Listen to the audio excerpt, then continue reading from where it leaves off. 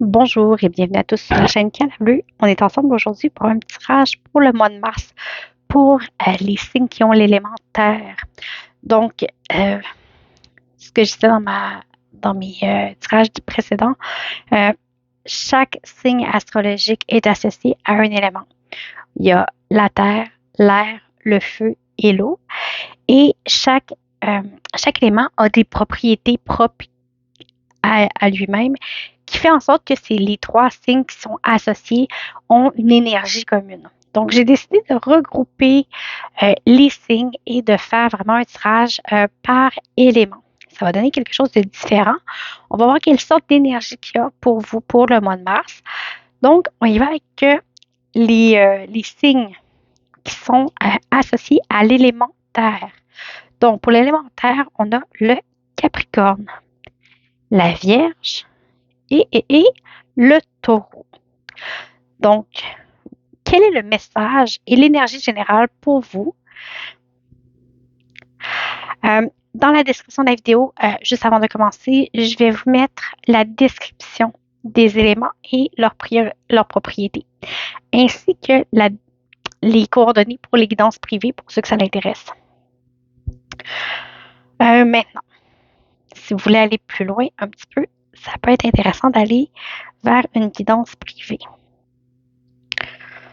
Donc, l'énergie pour vous.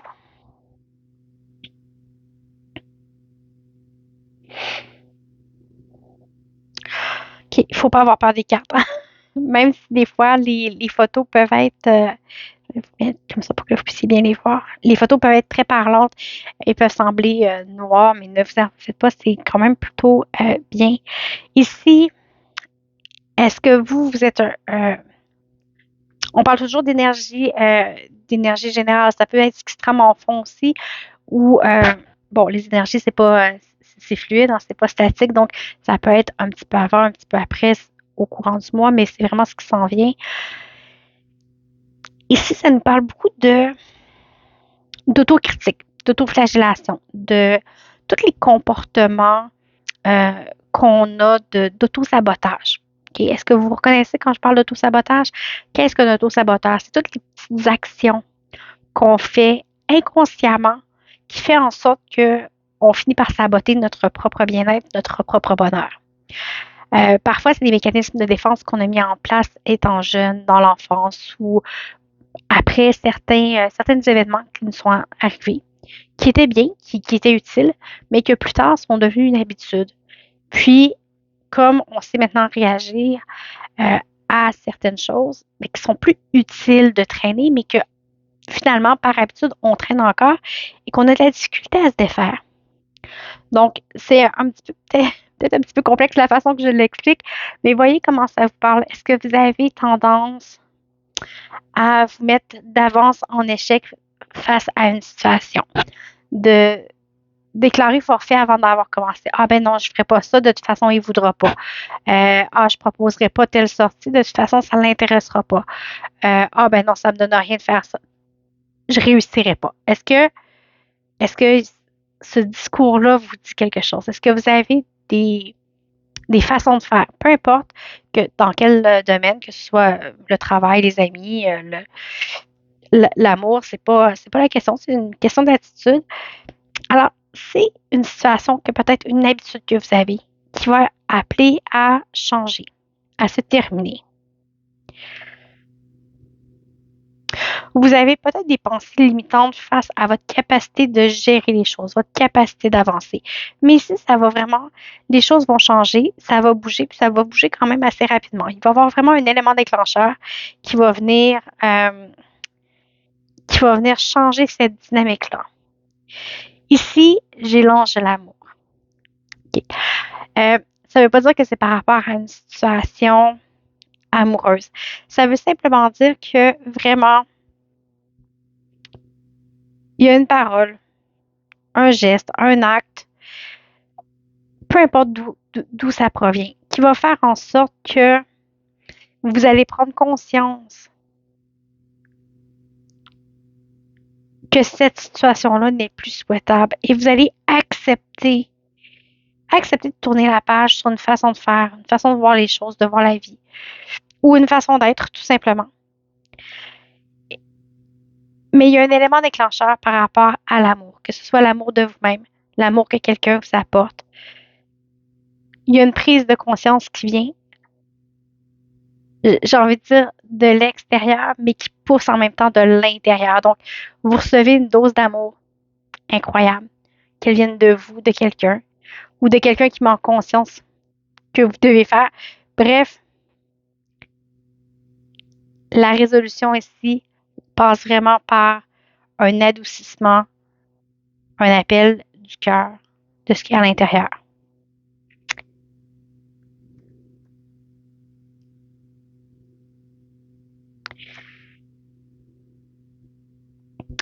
Est-ce que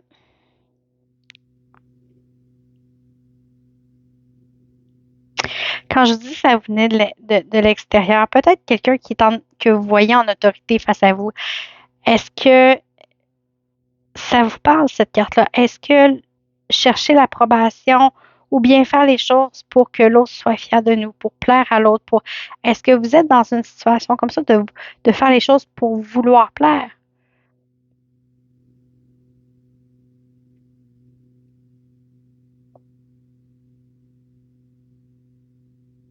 Ici, il y a un changement qui s'installe. Ici, c'est bien parce qu'on a la mort puis on a la renaissance ici. Donc, le changement qui s'établit, ça, c'est intense pour vous. Vous ressentez quelque chose de vraiment intense qui chamboule votre façon de faire les choses. Mais c'est en vous occupant vraiment de vos petites choses du quotidien, puis peut-être en oubliant le jugement que les autres ont sur vous, en ne cherchant pas l'approbation de l'autre, en le faisant simplement parce que c'est ce que vous avez à faire, parce que c'est ce qui est bien pour vous. Est-ce que vous avez la sensation de devoir prouver? Je vous montre la carte. OK? Regardez-la comme il faut. Quel sentiment ça vous évoque? Ici, la personne qui est là. Voyez comment ça vous parle. Hein? Si ça vous parle pas, c'est pas plus grave. Vous laissez passer, puis il y aura peut-être une prochaine vidéo qui pourra peut-être être plus parlante pour vous. Puis je vous invite aussi, si vous voulez, des guidances privées pour aller plus en profondeur, en détail, si ça vous parle. Mais vraiment, là, il y a un beau changement qui s'amorce. Les choses vont peut-être se bousculer un peu. Ça va peut-être vous effrayer. Mais le changement qui s'enclenche ici, c'est vraiment pour le mieux. C'est une libération ici.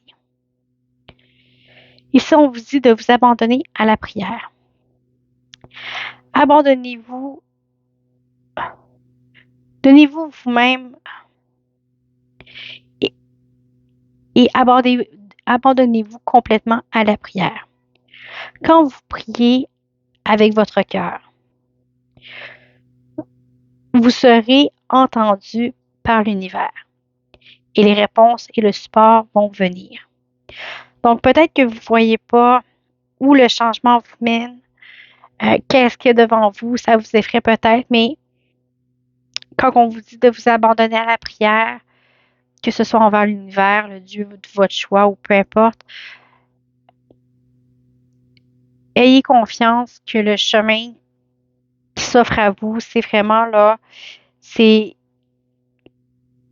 ce que vous devez vivre présentement. Parce que oui, le changement peut bousculer un petit peu, mais si on parle de libération, de renaissance, de se recréer, de partir sur des nouvelles bases, de se libérer de quelque chose de malsain pour aller vers quelque chose de doux, une ouverture de cœur, quelque chose qui est réconfortant, qui ressemble beaucoup plus au vrai amour. Et quand je dis vrai amour, que ce soit par rapport à soi, comme je vous ai dit, aux amis, à la famille, même au travail, on a des émotions au travail. Donc, c'est vraiment de façon générale. Alors voilà, c'était pour l'élémentaire. J'espère que ça vous a plu. Je vous invite à peut-être aimer partager la vidéo. Et comme je vous disais, il y a toujours des guidances privées qui sont possibles. Donc, n'hésitez pas à m'en contacter en cas de besoin. Je vous remercie beaucoup. Je vous dis à bientôt.